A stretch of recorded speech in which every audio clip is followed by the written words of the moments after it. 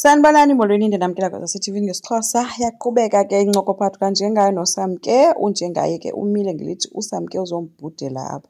Ayikho yonke le nto azoyithetha apha. uSamke uvele wambonisa imessage ke guys kulaa fowuni kaDeliwe ke apho kaqale khona ke unjengayo ufuna ukwazi into yoba ayibo ujolana nobani uSamke. Abe sesithi omnye, oh uyafuna ukwazi ngoku? Unjengaye umile ke lithi ke yena ke ndifuna ukwazi uba ujolana nobani, andinaxesha sisithetha.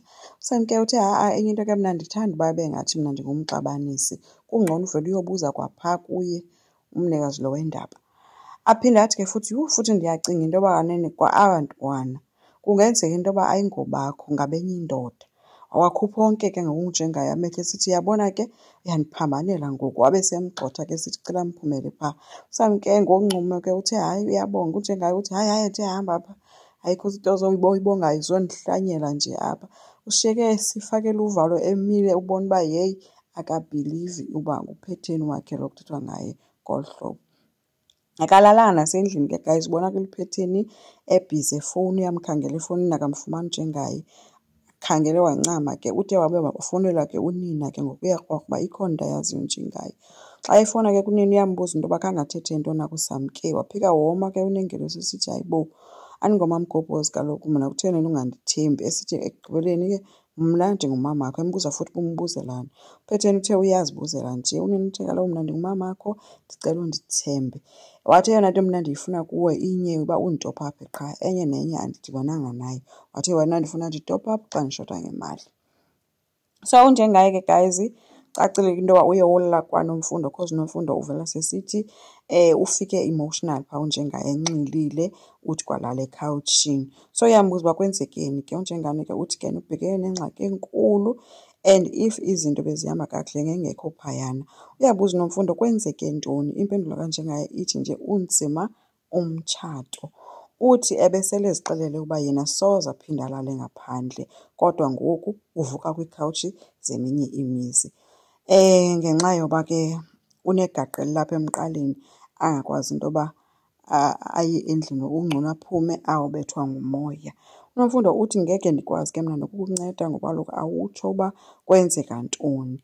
And uphendule ke unjengaye sithi nguphetheni. Uthe engekathethi ke uNomfundo ambuze uba wenze ntoni mhlawumbi uphetheni. Kwavele kwangena ke isithandwa sakhe umxolisi sithi nje sithandwa sam kanti sibanintsi abakuvakasheleyo khange ndazi. Wabe seme ngeenyawo ke uNomfundo eredi for ukuhaka indoda yakhe.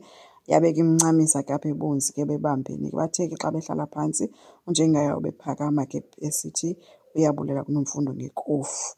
Washiyeka ke uNomfundo nesoka lakhe. Nanko ke bonakala ekwi-restaurant encokola ke nobrother wakhe embalisela ke yonke into ke uba kwenzeke ntoni. Etsho ke kubhuti wakhe into yoba uyazi ke nawe bafuna uba uze wazi iindaba zomntu okanye umntu kakuhle funeka udibane neetshomi zakhe zakudala. Ubhuti wakhe umbuze ukuba wena ke ngoku you choose ukukholelwa kobo bubhanxa bukaSamke. Kanti ke umntu okufanele ukuva ngaye ikwangumakoti lo etsho ke uphetheni. Ebuza ke noba uke wathethana naye. Unjengaye uthi uphetheni azange amkholelwe mhla esithi uhlukene noMfundo. Uthi wayebethwa sisazela esi ke icacile ngoba kaloku uthi nabangathi mna ndihlukene noMfundo zange ayibhilive loo nto.